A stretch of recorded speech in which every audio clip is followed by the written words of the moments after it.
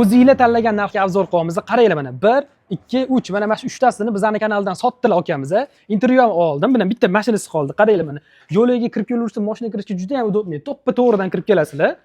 Hop, qolganlari 2 sotuvdan edi. Bunisi sal kattaroq, 2.6 sotuv, 4 ta sanuzeli bor, 4 xonadan iborat.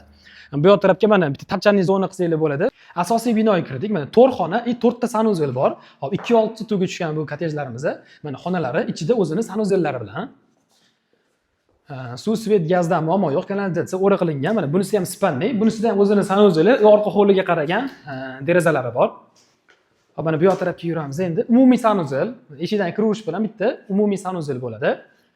Va bu 3-xonasi, bu 4-xonasi mana. Bitta mana katta oshxona, bu yoq taraf endi choy ichib o'tiriladigan, ukolog mebel qo'ysanglar, rosa mos tushadi mana shu yerga, zo'r tushadi. Bu yoq taraf oshxonasi mana hamma binoyimizda to'pli pol qilingan hamma xonalari. Yana bittasi qoldi sotuvda. Tavsiya bergan bo'larmiz odamlarga? Ha, обязательно. Kimga shunaqa chiroyli kottej kerak bo'lsa, bemalol kelib, uchrashib, gaplashib sotib olishligi kerak.